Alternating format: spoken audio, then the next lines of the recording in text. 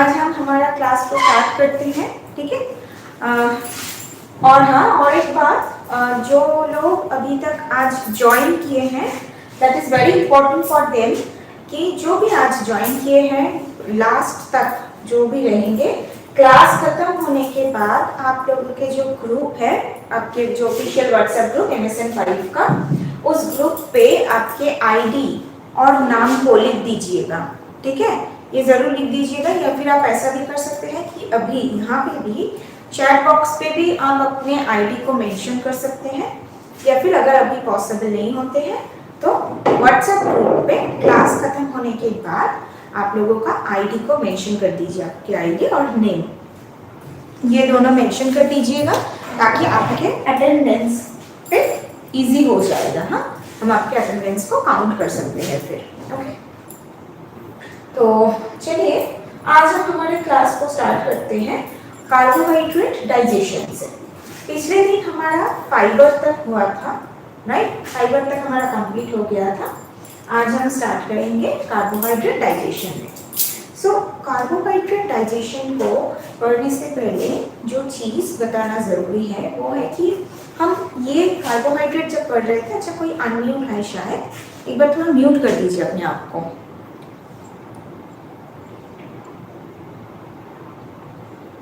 हाँ, तो कार्बोहाइड्रेट जब हम पढ़ रहे थे तभी हमें पता चला कि कार्बोहाइड्रेट हमारे खाने में सबसे ज़्यादा परसेंटेज पे रहते हैं। हम पूरे दिन में जो भी खाना खाते हैं उसके से 60 to 70% रहते हैं कार्बोहाइड्रेट, क्योंकि जो भी फूड हम खाते हैं उन सारे फूड पे कार्बोहाइड्रेट रहते हैं। वो बहुत ज़्यादा भी हो सकता है, बहुत कम भी हो सकता है, लेकिन उस पे रहते हैं। तो इसीलिए हम बार बार जो बोलते हैं कि खाना को अच्छे से चबा के फिर उसको खाना है, हाँ, इसका ज़रूरत क्यों है, जब हम डाइजेशन पढ़ेंगे वो हम जानेंगे। हमारे ये जो पूरा डाइजेस्टिव ट्रैक्ट होते हैं, जो कि स्टार्ट होते हैं हमारे माउथ कैविटी से। हम मुंह से जब खाना खाते हैं, जब उसको चबाते हैं, उस टाइम से ही हमारे डाइजेशन का पूरा प्रोसीडियर स्टार्ट हो जाते हैं। तो खाना को जब हम आसानी से, मतलब अच्छे से जब उसको चबा चबा के खाते हैं, तो जितना ज़्यादा टाइम तक हमारे मुंह के अंदर वो खाना रहेगा, हमारे सलाइवा सिक्रीशन होगा, राइट। तो वह सलाइवा में जो एंजाइम रहते हैं जो कि कार्बोहाइड्रेट को डाइजेस्ट करते हैं, उसको हम बोलते हैं एमाइलेज, सलाइवरी एमाइलेज। पिछले दिन ही बताई थी कि जो एंजाइम कार्बोहाइड्रेट को डाइजेस्ट करते हैं उसको हम एमाइलेज एंजाइम कहते हैं। सलाइवरी एमाइलेज जो है, स्पेसिफिकली सलाइवरी एमाइलेज का नाम है टायरिन, ठीक है, टायरिन। यहाँ पे ये जो टी है, टी बेसिकली साइलेंट टी, हाँ, स्पेलिंग इसका यही है, टायरिन। तो सलाइवरी मतलब हमारे सलाइवा में जो एंजाइम रहते हैं उसका नाम है टायरिन। तो ये टायरिन क्या करते हैं, जब हम कोई भी पका हुआ खाना लेते हैं तो उस पे जो स्टार्च रहते हैं, कार्बोहाइड्रेट पे जो मेन कॉम्पोजिशन हमारे खाने पे रहते हैं, दैट इज स्टार्च। ये स्टार्च किस पे रहते हैं, कोई भी सीरियल फूड पे स्टार्च रहते हैं, या फिर वेजिटेबल्स में भी स्टार्च रहते हैं। तो जब हम उसको पका के खाते हैं तो वो क्या होता है, बॉइल्ड स्टार्च, राइट। तो ये बॉइल्ड स्टार्च को ये टायरिन, मेनली इस बॉइल्ड स्टार्च को टायरिन दोनों पार्ट पे डिवाइड कर देते हैं, दोनों पार्ट पे डिवाइड कर देते हैं। एक आते हैं मैल्टोज और एक है आइसोमेल्टोज, ओके, मैल्टोज एंड आइसोमेल्टोज। ये कौन से एंजाइम के हेल्प से होते हैं, इस टायरिन के मदद से।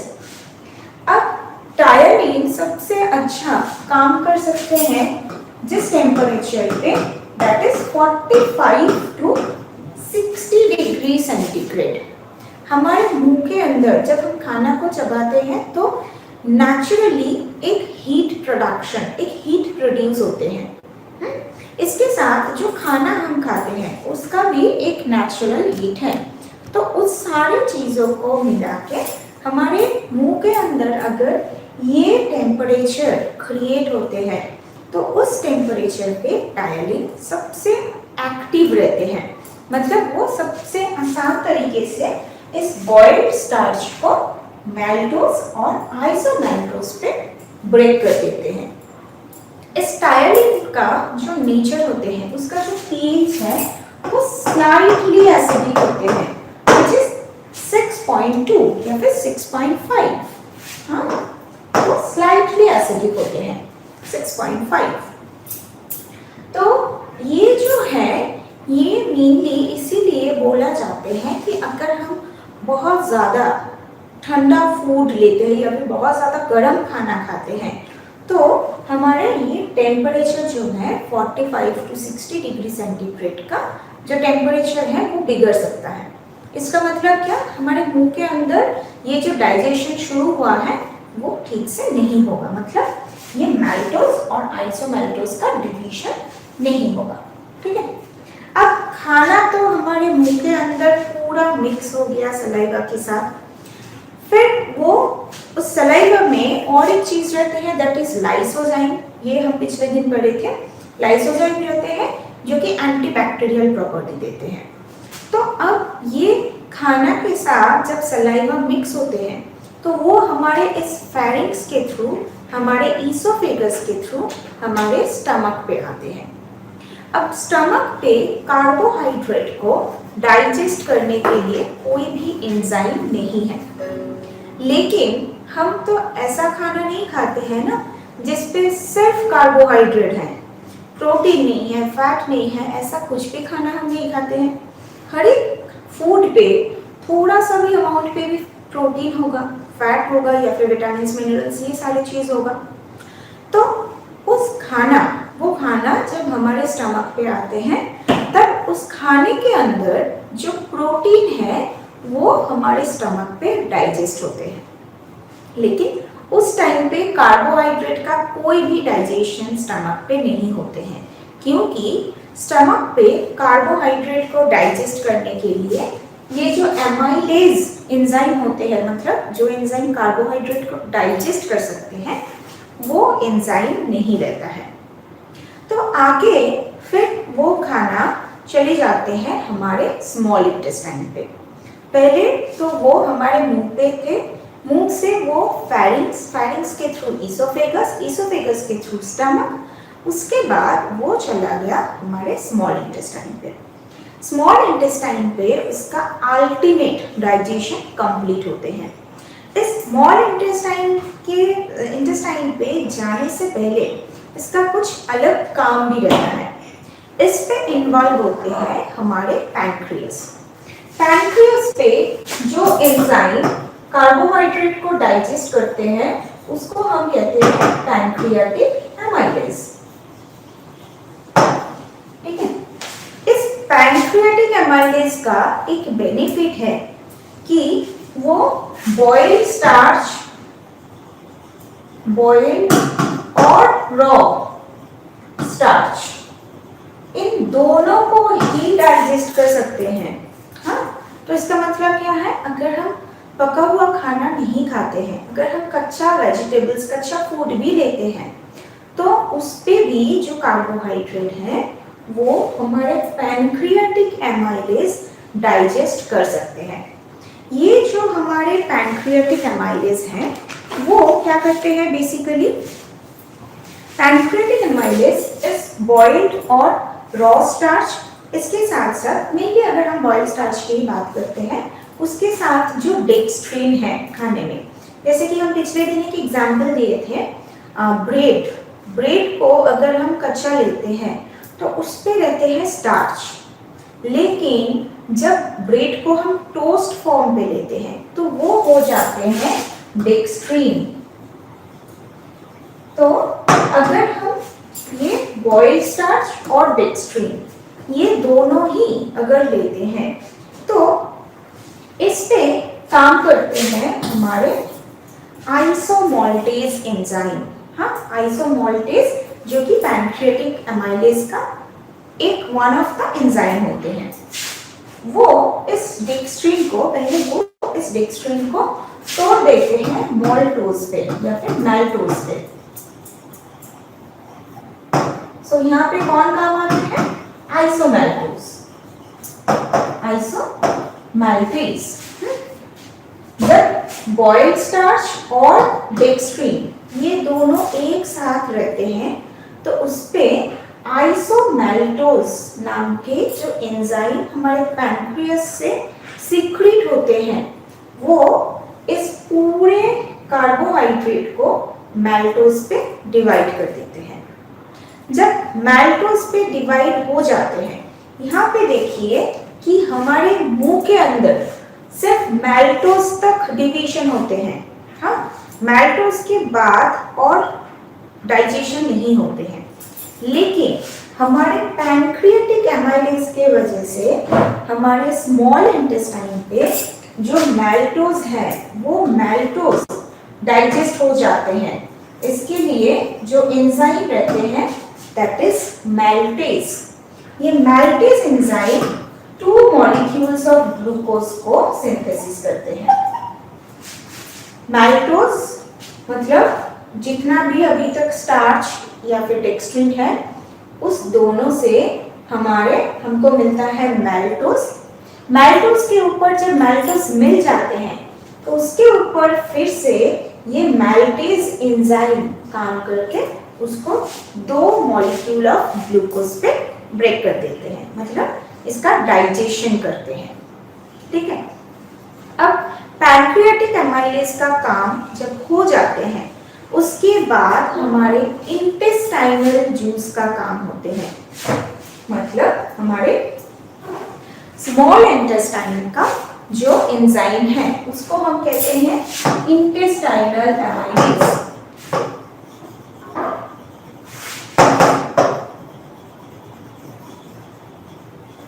ठीक है, स्मॉल इंटेस्टाइन पे जो एंजाइम्स रहते हैं those are called the intestinal amylase.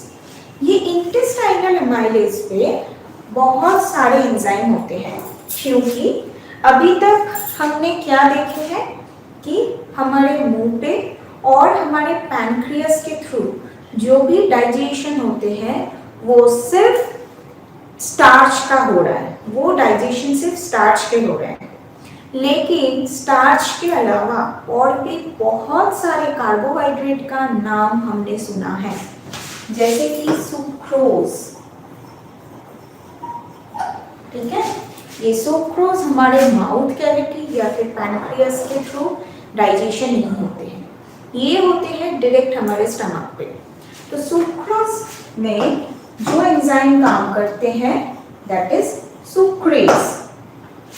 हाँ, ये सुक्रेज हमारे सुक्रोज को ब्रेक कर देते हैं एक मॉलिक्यूल ग्लूकोज और एक मॉलिक्यूल लैक्टोज पे, सॉरी एक मॉलिक्यूल ग्लूकोज और एक मॉलिक्यूल फ्रुक्टोज पे।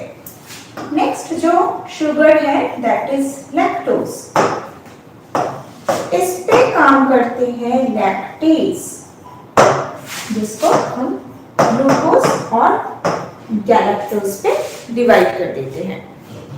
इसके बाद जो आइसोमैल्टोज फॉर्म हुआ था,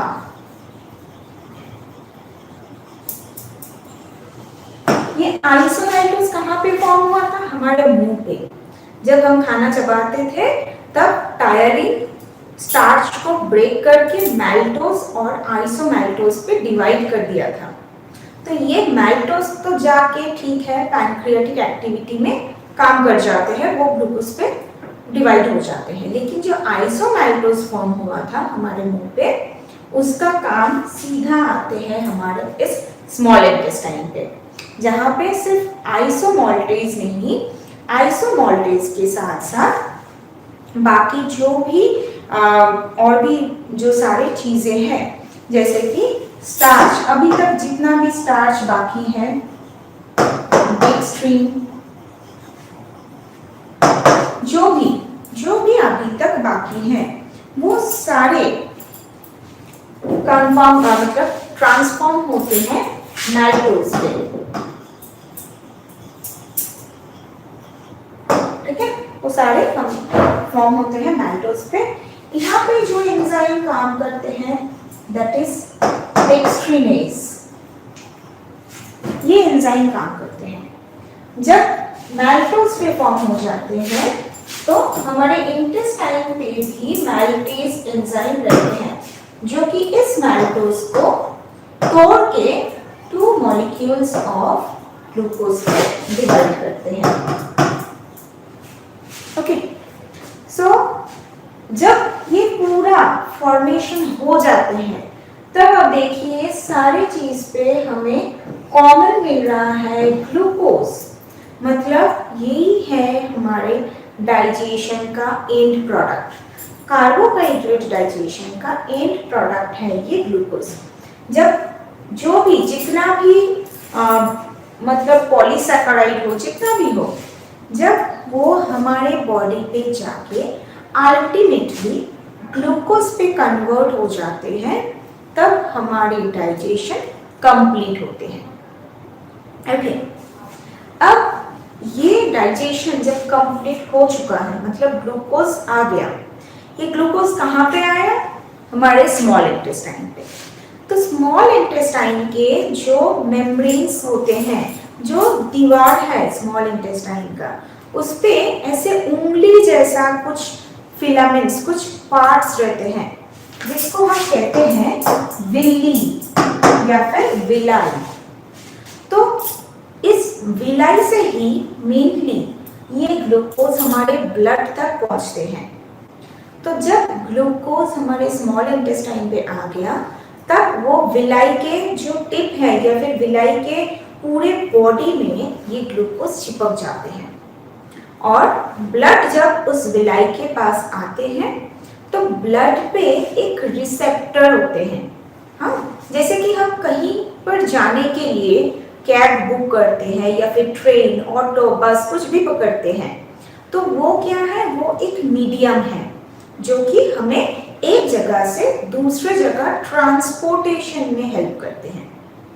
हमारे ब्लड में भी ऐसा एक ट्रांसपोर्टर है जो कि प्रोटीन से बना होता है। प्रोटीन का ये भी एक काम है न्यूट्रिएंट को ट्रांसपोर्ट करना। तो जब विलाई पे ये ग्लूकोज आते हैं तो ब्लड जब उस विलाई के अटैचमेंट पे आते हैं, ब्लड पे जो रिसेप्टर है वो ग्लूकोज को पकड़ते हैं और धीरे धीरे हमारे पूरे बॉडी में उसको फैला देते हैं ताकि हमारे ब्रेन, हमारे नर्वस सिस्टम सभी को उसको प्रॉपर ग्लूकोज मिल पाए। ठीक है, अब ये जो ग्लूकोज आ जाते हैं, ठीक है, ये ग्लूकोज हमारे कहाँ पे आए? ब्लड पे। ब्लड पे है ग्लूकोज। ये ग्लूकोज तो हमारे ब्लड पे ही नहीं बढ़ा सकता है, उसको कहीं दूसरे जगह पे शिफ्ट होना है। कहाँ शिफ्ट होते हैं? वो मेनली 3 जगह पे शिफ्ट होते हैं ब्रदर। एक हमारे सेल पे, एक हमारे लीवर पे और एक हमारे मसल पे। सेल पे ये जब ग्लूकोज जाते हैं तो वहां से एनर्जी रिलीज होते हैं और हमें एनर्जी मिलता है। कुछ खाने के बाद जो एनर्जी हमें मिलता है वो इसके थ्रू मिलता है। जब सेल के अंदर, ब्लड से सेल के अंदर जब वो ग्लूकोज जाते हैं तो माइटोकॉन्ड्रिया पे एक रिएक्शंस होते हैं जिसका नाम है क्रेब्स साइकिल। वो एक साइकिल फॉर्म पे एक रिएक्शन होते हैं और उसकी वजह से हमें एनर्जी मिलता है, एनर्जी रिलीज होने लगता है ग्लूकोज से। वो होते हैं इस सेल्स में। तो सेल तक, ब्लड में से ग्लूकोज को सेल तक या फिर लीवर तक या फिर मसल तक लेने के लिए जो काम आते हैं, जो हार्मोन काम आते हैं, that is insulin. Alright, that is insulin. Blood तक तो आ गया प्रोटीन के वजह से, रिसेप्टर की वजह से। अब ब्लड से कहीं पर जाने के लिए इंसुलिन का मदद जरूरी है। इंसुलिन उस ग्लूकोज को ब्लड से लेके सेल तक भेजते हैं। अगर सेल तक जाने के लिए इंसुलिन देखते हैं कि सेल पे बहुत जगह अभी ऑक्युपाइड है, सेल पे अभी जगह नहीं है ग्लूकोज को रहने के लिए, या फिर ग्लूकोज को काम करने के लिए सेल पे जगह नहीं है, तो इंसुलिन उस ग्लूकोज को लेकर आ जाते हैं लीवर पे, जहां पे वो ग्लाइकोजेन के नाम पे इस ग्लूकोज को स्टोर कर देते हैं। सेम थोड़े अमाउंट हमारे मसल में भी भेजते हैं, वो सेम नाम पे ही ग्लूकोज स्टोर रहते हैं, दैट इज ग्लाइकोजेन। हाँ, तो ये पूरा प्रोसीड्यूर जो होते हैं इसको हम कहते हैं एब्जॉर्प्शन या फिर मेटाबॉलिज्म। ओके, जब फिर से हमारे बॉडी को जरूरत पड़ता है, हमारे ब्लड पे शुगर लेवल जब फॉल हो जाते हैं, या फिर हम बहुत देर तक उपवास पे हैं, या फिर हम बहुत काम कर चुका है, जो कि यूजुअल डे में हम वो फिजिकल एक्टिविटी नहीं करते हैं, लेकिन आज हम थोड़ा ज़्यादा ही फिजिकल एक्टिविटी कर लिए हैं, तो उस टाइम पे जो एनर्जी चाहिए हमें, वो हमें इस स्टोर हाउस से मिलता है, लीवर और मसल से। मेनली जब हमें फिजिकल एक्टिविटी के लिए जो भी हम करते हैं फिजिकल एक्टिविटी के लिए, तो उस पे से हमें इस मसल से वो ग्लूकोज मिलता है। इसीलिए आप देखेंगे कि जो लोग बिल्कुल भी एक्सरसाइज नहीं करते हैं, अगर वो 1 दिन 2 दिन के लिए एक्सरसाइज करते हैं, तो उनके हाथ पैर में, मतलब जिस एरिया पे ज़्यादा प्रेशर आते हैं एक्सरसाइज के टाइम पे, उस एरिया, हाथ या फिर पैर बहुत पेन होते हैं, या फिर उस जगह पे अगर आप ऐसे उंगली भी टच करते हो तो भी आपको दर्द होता है। पूरा वो इन्फ्लामेशन तो नहीं होते हैं, लेकिन एक पेन आपको महसूस होते हैं, लेकिन वो कुछ दिनों के लिए ही रहते हैं, क्योंकि उस टाइम पे आपके मसल में, मतलब आपके पैर के उस मसल पे उतना ज़्यादा ग्लाइकोजन नहीं था, क्योंकि ज़रूरत नहीं था। लेकिन जब आप वो प्रैक्टिस रेगुलर करेंगे, आप देखेंगे आपको वो दर्द नहीं हो रहा है। क्यों? क्योंकि तब तक आपके बॉडी को आइडिया हो चुका है कि पैर के इस एरिया पे ज़्यादा प्रेशर आएगा, तो इस एरिया पे ज़्यादा ग्लाइकोजन स्टोर करना पड़ेगा। ठीक है, तो वैसे ही जब हमारे ब्लड में भी ग्लूकोज कम हो जाते हैं, तो हमारे इस लीवर सीधा ब्लड पे ग्लाइकोजेन को भेज देते हैं ग्लूकोज के नाम पे। इस पे काम आते हैं ग्लूकागॉन। ग्लूकागॉन नाम के जो हार्मोन होते हैं, वो हमारे लीवर से ब्लड तक ग्लूकोज को भेजते हैं।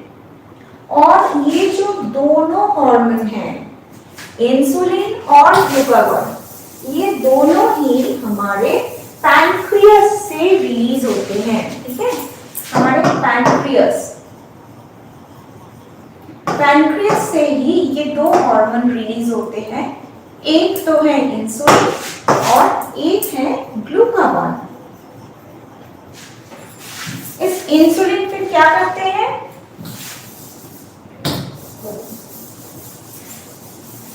इंसुलिन क्या करते हैं, हमारे ब्लड में से लीवर तक ग्लूकोज को लेकर जाते हैं, और ग्लूकागॉन क्या करते हैं, लीवर में से ब्लड तक ग्लाइकोजन को सप्लाई देते हैं। तो ये होते हैं मेनली इस 2 हार्मोन का काम। अब जिन लोगों को पैनक्रियास का कोई इशू है, ठीक है, पैनक्रियाटाइटिस हो गया है, या फिर पैनक्रियास का सेल प्रॉपर्ली काम नहीं कर रहा है, तो उन लोगों को obviously blood glucose level high रहेगा, या फिर बार बार उन लोगों को हाइपोग्लाइसेमिया, मतलब ब्लड ग्लूकोज लेवल फॉल हो जाना, या फिर हाइपरग्लाइसेमिया, मतलब ब्लड ग्लूकोज लेवल बढ़ जाना, ऐसे प्रॉब्लम दिखेगा। ठीक है, यहां तक क्लियर है? यहां तक किसी को कुछ डाउट्स?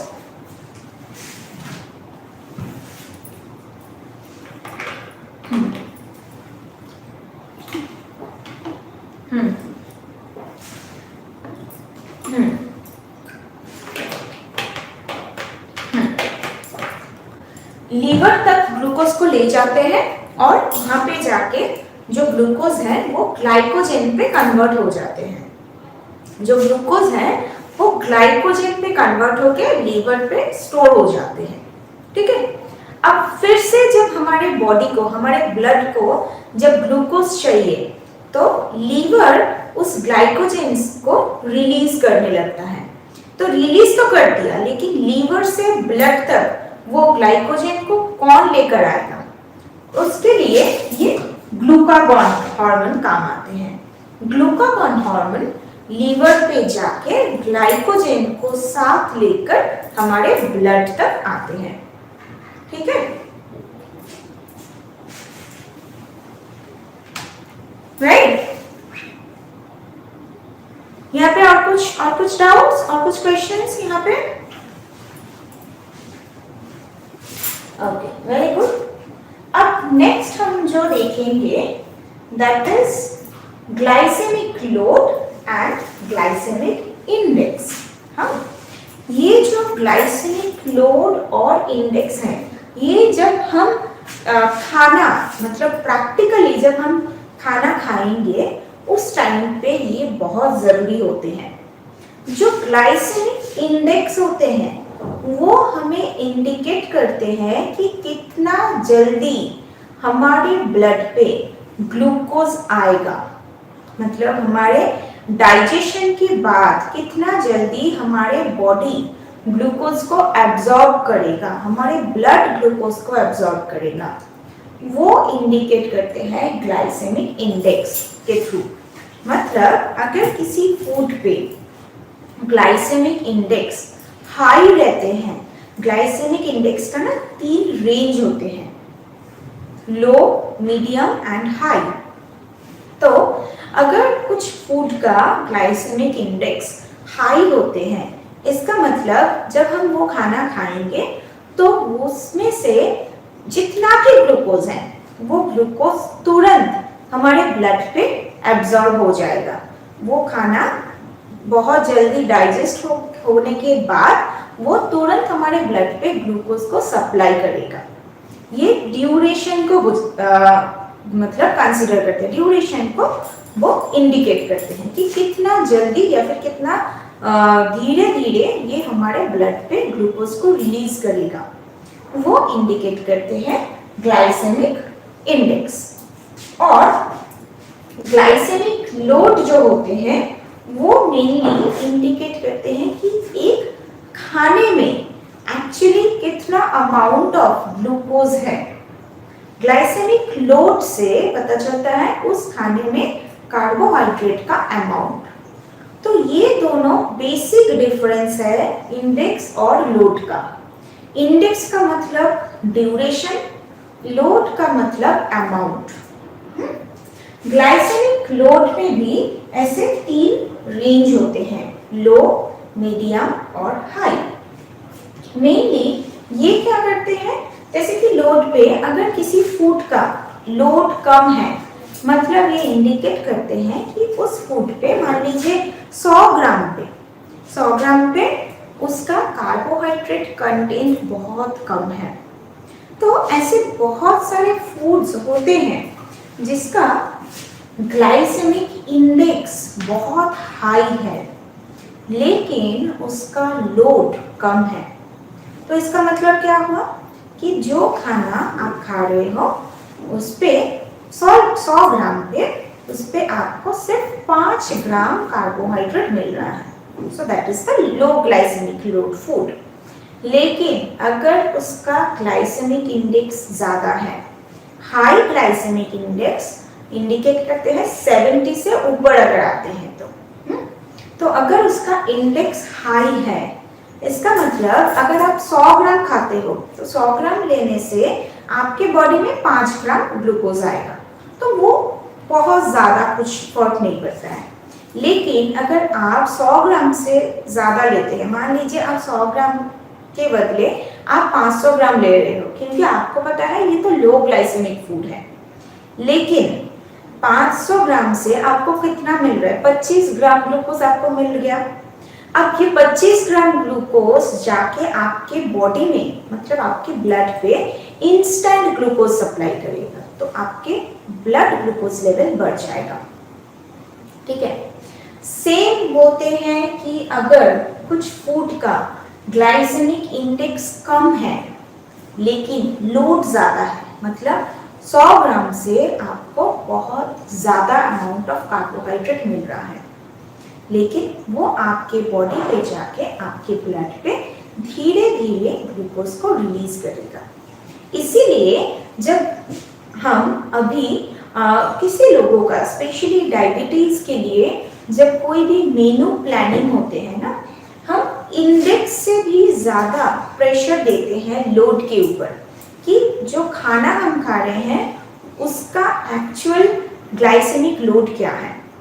ग्लाइसेमिक लोड का जो 3 रेंज होते हैं, इस पे लो रेंज पे आते हैं 10 से कम। 10 से अगर कम है तो वो लो ग्लाइसेमिक लोड है। 11 से 19 तक होते हैं मीडियम रेंज पे, और 20 या फिर 20 से भी ज़्यादा होते हैं हाई रेंज पे। ये सारे इंफॉर्मेशन आपको कहाँ से मिलता है? आप अगर कुछ भी फूड ले रहे हो तो आप अगर उस फूड का लोड और इंडेक्स सर्च करोगे गूगल पे, तो आपको उसका डिटेल्ड इंफॉर्मेशन मिल जाएगा, क्योंकि एक एक फूड का, आप जो भी फूड खा रहे हो आप उसको तुरंत चेक कर सकते हो। आप आज अगर वाटरमेलन ले रहे हैं तो आप उसको तुरंत चेक कर सकते हो कि वाटरमेलन का ग्लाइसेमिक लोड क्या है, ग्लाइसेमिक इंडेक्स क्या है। उसके हिसाब से आप पोर्शन साइज को कंट्रोल कर सकते हो। ये जो ग्लाइसेमिक इंडेक्स होते हैं ये कुछ चीज़ों के ऊपर ज़रूर डिपेंड करते हैं। जैसे एक होते हैं उसके पोर्शन साइज, हम कितना अमाउंट पे ले रहे हैं उस खाने को, ज़्यादा ले रहे हैं मतलब उसका लोड और इंडेक्स ज़्यादा ही होगा। सेकंड जो होते हैं वो है उसके प्रेजेंस ऑफ फाइबर।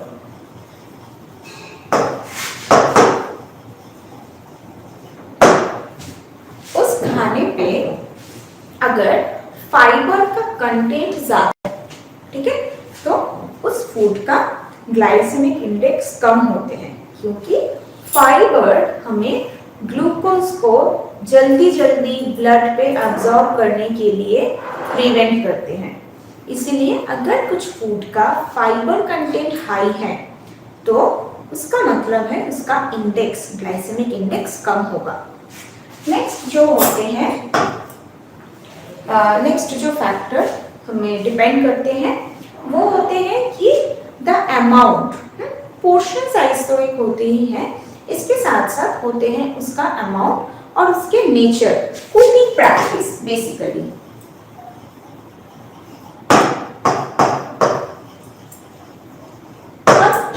तरीके से उसको ले रहे हैं हम। अगर उसको कच्चा लेते हैं तो हम एक टाइप पे उसको लेते हैं, अगर हम उसको कुक करके लेते हैं तो इसका मतलब उस पर तो सिर्फ हम एक वेजिटेबल नहीं देते हैं, उस पर और भी कुछ वेजिटेबल्स ऐड करते हैं, उस पर ऑयल डालते हैं, उसको पकाते हैं, जिसकी वजह से उसका जो फाइबर कंटेंट है, उसका जो विटामिन मिनरल कंटेंट है, ये लॉस्ट हो जाते हैं। इसकी वजह से उस खाने का इंडेक्स बढ़ जाते हैं। उस खाने का लोड अगर इफेक्ट नहीं आते हैं, लोड के ऊपर कोई इफेक्ट नहीं आते हैं, लेकिन उस खाने का इंडेक्स बढ़ जाते हैं। ठीक है, तो ऐसे कुछ फैक्टर्स ग्लाइसेमिक इंडेक्स को अफेक्ट करते हैं। ओके, इसीलिए आप देखेंगे स्पेशली जो डायबिटीज लोग होते हैं उनको चावल या फिर रोटी या फिर ऐसे ही चावल या फिर गेहूं से बना हुआ कोई भी खाना उसको लेने के लिए मना किया जाते हैं, क्योंकि उन सारी चीज़ों का जो ग्लाइसेमिक लोड और ग्लाइसेमिक इंडेक्स होते हैं वो हाई रेंज पे हैं। इसका मतलब जब हम वो ज़्यादा से ज़्यादा लेंगे वो हमारे बॉडी में बहुत जल्दी से ग्लूकोज सप्लाई करेगा। और इसके थ्रू ही हमारे बॉडी पे जो प्रॉब्लम आते हैं that is excess accumulation of carbohydrate.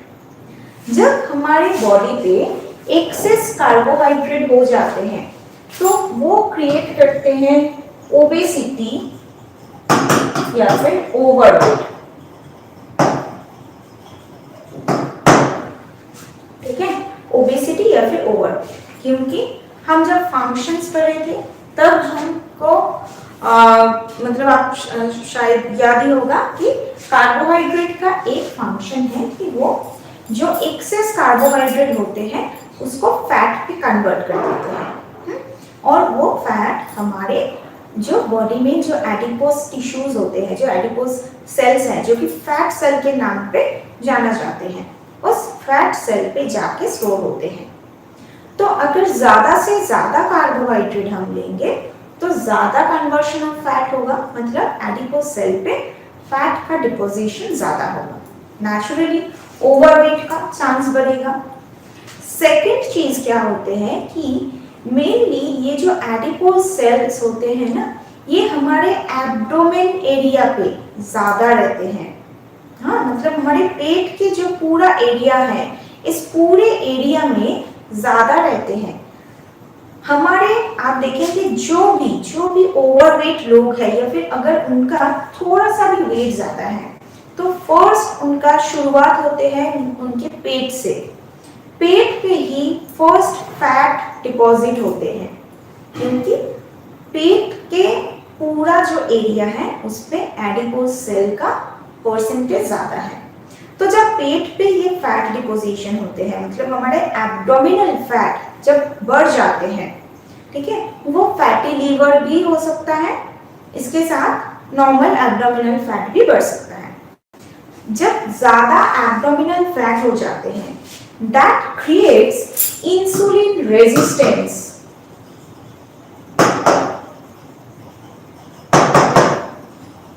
ठीक है, इंसुलिन रेजिस्टेंस नाम से इसका मीनिंग क्या है? रेजिस्टेंस मींस प्रिवेंट करना, रेजिस्ट करना, मतलब हमारी बॉडी जब इंसुलिन को काम करने से रोकते हैं। इंसुलिन का काम क्या था? हमारे ब्लड में से ग्लूकोज को सेल तक और लीवर तक लेके जाना, ताकि हमारे ब्लड में शुगर लेवल कंट्रोल पे रहे। लेकिन जब हमारे बॉडी इंसुलिन को काम करने ही नहीं देते हैं तो ब्लड में से ग्लूकोज कहीं भी नहीं जा सकते हैं, वो पूरा ब्लड में ही रह जाएगा। इसके वजह से प्रॉब्लम होते हैं हाइपरग्लाइसेमिया। ठीक है, hyperglycaemia. एमिया means related to blood, ग्लाइ related to glucose, hyper means ज्यादा। तो हाइपरग्लाइसेमिया means जब हमारे ब्लड पे ग्लूकोज ज्यादा हो जाते हैं तब उसको कहा जाते हैं हाइपरग्लाइसेमिया। अब ये हाइपरग्लाइसेमिया अगर बहुत दिनों से कंटिन्यू रहते हैं that will lead to type 2 diabetes। ठीक है, अगर ये बहुत दिनों से रहते हैं तो वही हो जाते हैं डायबिटीज, टाइप 2 डायबिटीज। ओके, तो इस हाइपरग्लाइसेमिया मतलब फिर हमें ब्लड ग्लूकोज लेवल को कितना मेंटेन करना चाहिए। जनरली अगर हम फास्टिंग पे टेस्ट करते हैं, fasting means proper 12 hours of fasting. अगर हम 12 घंटे तक कुछ भी नहीं खाते हैं, उसके बाद जब हम ग्लूकोज टेस्ट करते हैं तो अगर उसका रिजल्ट 100 मिलीग्राम पर डीएल से ज्यादा आते हैं तो that is known as hyperglycemia. अगर हम खाने के बाद वाला वो टेस्ट करते हैं जिसको कहते हैं पोस्टप्रैंडियल, वो अगर 140 मिलीग्राम पर डेसीलीटर ब्लड से ज्यादा आते हैं तो उसको कहते हैं हाइपरग्लाइसेमिया, दैट इज पोस्टपैंड्रियल, ठीक है, पीपी इसको हम बोलते हैं। तो ये होते हैं हमारे नॉर्मल पैरामीटर। अगर हमारे ब्लड ग्लूकोज लेवल इस रेंज से कम है तो ये ठीक है। नेक्स्ट क्या होते हैं, ये हो गया हमारे एक्सेस पे। ऑलराइट, अगर हमारी बॉडी पे ग्लूकोज डेफिशिएंट होते हैं, ग्लूकोज जब डेफिशिएंट हो जाते हैं तो उस टाइम पे हमको एक डिसऑर्डर के बारे में पता है, दैट इज कीटोसिस। याद है सबको कीटोसिस के बारे में? कोई भूल तो नहीं गए है ना कीटोसिस के बारे में? कंफर्मेशन दीजिए पहले।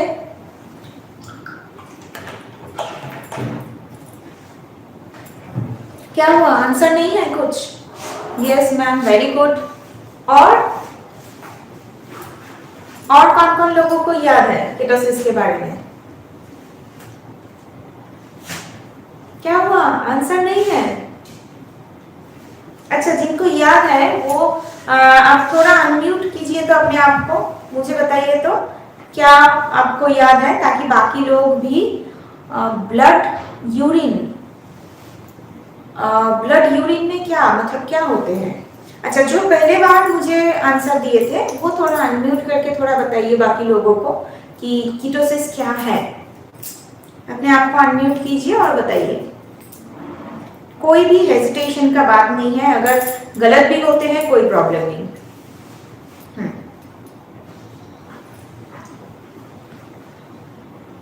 यूरिन में ब्लड आ जाना नहीं, और कुछ याद है? और कुछ याद नहीं है? नो, मैं बोल देती हूँ, एक बार फिर से रिपीट कर देती हूँ, अच्छे से सुन लीजिए सब लोग। कीटोसिस क्या होते हैं कि जब हमारे बॉडी पे कार्बोहाइड्रेट नहीं रहते हैं तो हमारे बॉडी में जो फैट स्टोर हुआ है वो फैट का अनकंट्रोल्ड ब्रेकडाउन स्टार्ट होते हैं, ठीक है, अनकंट्रोल्ड ब्रेकडाउन स्टार्ट होते हैं ताकि हमारे बॉडी को इंस्टेंट एनर्जी मिल पाए। तो ये अनकंट्रोल्ड ब्रेकडाउन से कुछ एंटीबॉडीज सिंथेसिस होते हैं, एंटीबॉडीज नहीं, कुछ कीटोन बॉडीज सिंथेसिस होते हैं जिसको हम कहते हैं टॉक्सिन। ये कीटोन बॉडी या फिर ये टॉक्सिन जब हमारे ब्लड पे जाते हैं, जब यूरिन पे जाते हैं, तब जो डिसऑर्डर क्रिएट होते हैं हमारे बॉडी पे उसको कहा जाते हैं कीटोसिस, ठीक है। याद आया? याद आया सबको? कंफर्मेशन चाहिए, यस मैम और no ma'am, what will be the answer? Confirmation दीजिए। याद है? ठीक है ना? तो ये तो एक प्रॉब्लम होते हैं कीटोसिस, अगर डेफिशिएंसी हो जाते हैं। नेक्स्ट प्रॉब्लम क्या होते हैं? हाँ, ज्यादा होता है, अनकंट्रोल हो जाते हैं। हाँ, हो सकता है। नहीं, शुगर का लेवल कम हो जाएगा उस टाइम पे, क्योंकि आपके ब्लड में तो ग्लूकोज है नहीं, इसीलिए और एक प्रॉब्लम देखा जाते हैं, दैट इज हाइपोग्लाइसेमिया। इस टाइम पे लोगों का डेथ भी हो सकता है। हाइपरग्लाइसेमिया पे आपके ऑर्गन डैमेज हो सकता है, आपके सिस्टम, आपके सेल डैमेज हो सकता है, लेकिन वो एक लॉन्ग टर्म प्रोसेस है, ठीक है। आपको वो एक दिन में नहीं होगा, मतलब अगर आपको आज आप चेक किए हो और आप देख रहे हो कि आपके ब्लड शुगर लेवल 200 से भी ज्यादा आए हैं, तो इसका मतलब ये नहीं कि इंस्टेंट आपके सारे ऑर्गन डैमेज हो जाएगा, नहीं है। अगर वो 200 के ऊपर इतना ज्यादा ग्लूकोज लेवल अगर आपको कंटिन्यू रहते हैं तो आपके ऑर्गन डैमेज हो जाएगा, आपके ऑर्गन धीरे धीरे काम करना बंद कर देगा। लेकिन अगर हाइपोग्लाइसेमिया होते हैं, मतलब ब्लड में जब ग्लूकोज कम हो जाते हैं, उस टाइम पे आपके डेथ भी हो सकते हैं। कितना कम हो सकता है? अगर ब्लड पे ग्लूकोज लेवल 40 मिलीग्राम से भी 40 टू 60 मिलीग्राम पर डेसिलीटर से भी अगर कम हो जाते हैं तो उस टाइम पे आपको डेथ भी हो सकता है, क्योंकि हमारे ब्रेन को जो खाना चाहिए वो खाना सिर्फ ग्लूकोज दे सकते हैं।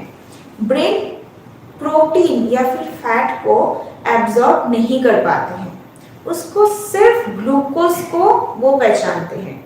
इसीलिए अगर हमारे ब्लड पे ग्लूकोज नहीं रहते हैं तो इंस्टेंटली हमारे ब्रेन काम करना बंद कर देगा, हमारे एक एक सिस्टम काम करना बंद कर देगा। इसीलिए हाइपोग्लाइसेमिया होते हैं। जिनको शुगर ज्यादा है, अगर आप देखेंगे कि उनका बार बार अगर शुगर फॉल होने का टेंडेंसी रहते हैं तो उनको बोला जाते हैं कि उनके पास कुछ मीठा चीज, वो कैंडीज हो सकते हैं, चॉकलेट या फिर नॉर्मल शुगर, ये सब रखने के लिए उनको बोला जाते हैं ताकि इंस्टेंट उनके ब्लड पे ग्लूकोज आ जाए। एकदम सिंपल शुगर, चॉकलेट, कैंडी या फिर जो नॉर्मल शुगर होती है उसपे क्या रहता है, सिर्फ ग्लूकोज।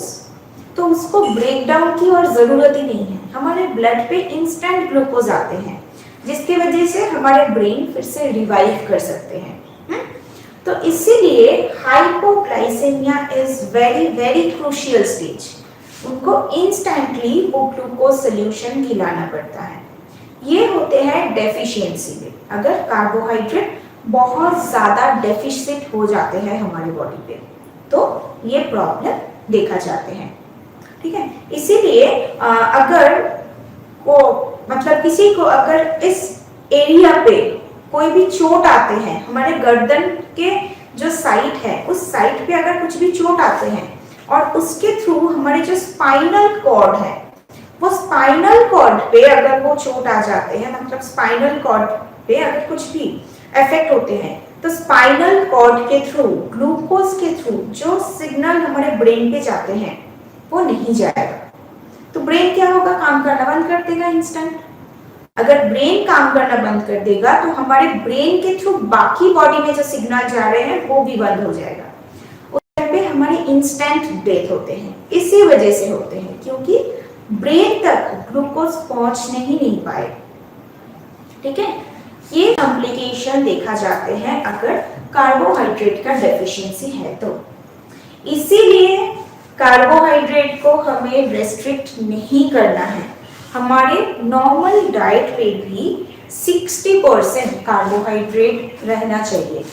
और वो कार्बोहाइड्रेट को हम कैसे ले सकते हैं, again the form of complex carbohydrate. जब हम फ्रूट्स लेंगे, वेजिटेबल्स लेंगे या फिर होल ग्रेन्स लेंगे, होल पल्सेस लेंगे तो उसके थ्रू हमारे बॉडी पे कार्बोहाइड्रेट आएगा, लेकिन वो कॉम्प्लेक्स है, मतलब हमारे ब्लड उसको इंस्टेंट ग्लूकोज अब्सॉर्ब नहीं कर पाएगा उससे। सो अल्टीमेटली क्या होगा, हमारे ब्लड ग्लूकोज नहीं बढ़ेगा, हमारे वेट गेन ज्यादा नहीं होगा, लेकिन फिर भी जितना जरूरत है हमारे बॉडी के लिए ग्लूकोज का वो हमारे लिए इनफ रहेगा। ठीक है, clear? Any questions regarding this topic?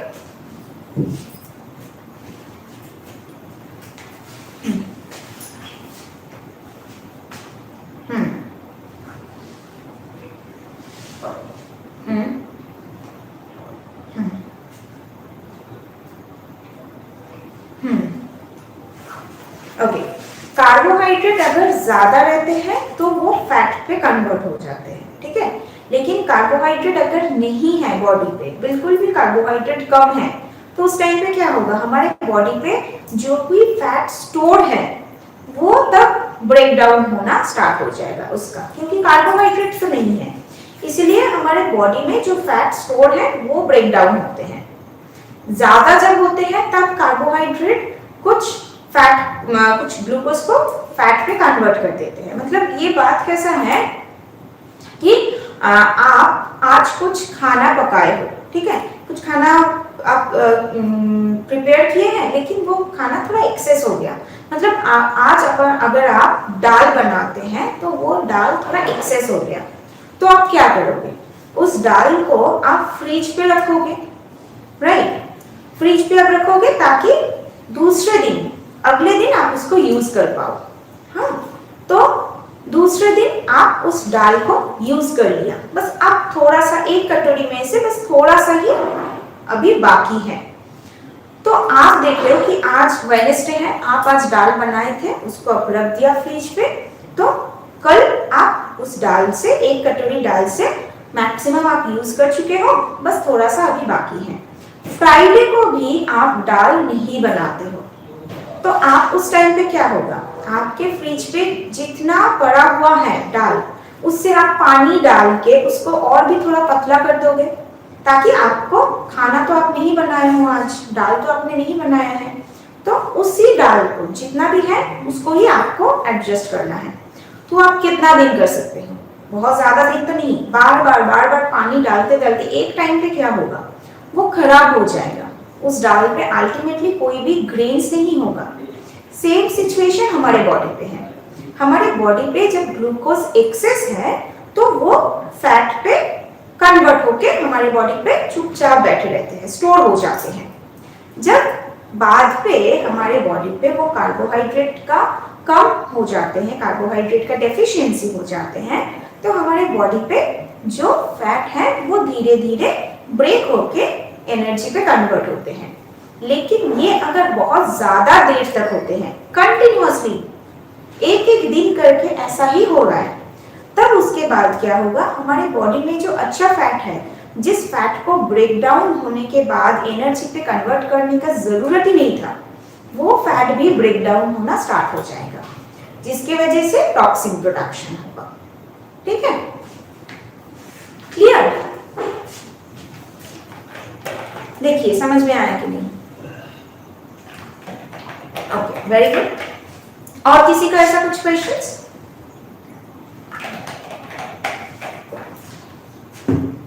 और किसी का कुछ क्वेश्चंस नहीं है? Okay, very good. तो फिर हमारे ये जो कार्बोहाइड्रेट का चैप्टर है, ये यहाँ तक ही है। ठीक है, यहीं पे खत्म होते हैं कार्बोहाइड्रेट का चैप्टर। नेक्स्ट दिन फिर हम प्रोटीन के बारे में जानेंगे। तो क्लास खत्म करने के पहले एक बार मैं फिर से याद दिला देती हूँ कि आज जो भी क्लास पे ज्वाइन किए हैं, क्लास को खत्म होने के बाद आप जरूर आपके जो ऑफिशियल व्हाट्सएप ग्रुप है, MSN5 नाम के जो ऑफिशियल व्हाट्सएप ग्रुप है, उस पे आपके आईडी नंबर और नाम जरूर मेंशन कर दीजिएगा। ठीक है, ताकि हम आपके अटेंडेंस को मार्क कर पाए। ठीक है, तो आज के लिए क्लास इतना ही। नेक्स्ट क्लास पे, मतलब नेक्स्ट वीक पे हम मिलते हैं फिर। Okay, thank you, thank you everyone, thank you. Have a happy weekend, अच्छे से वीकेंड मनाइए सब लोग। Thank you.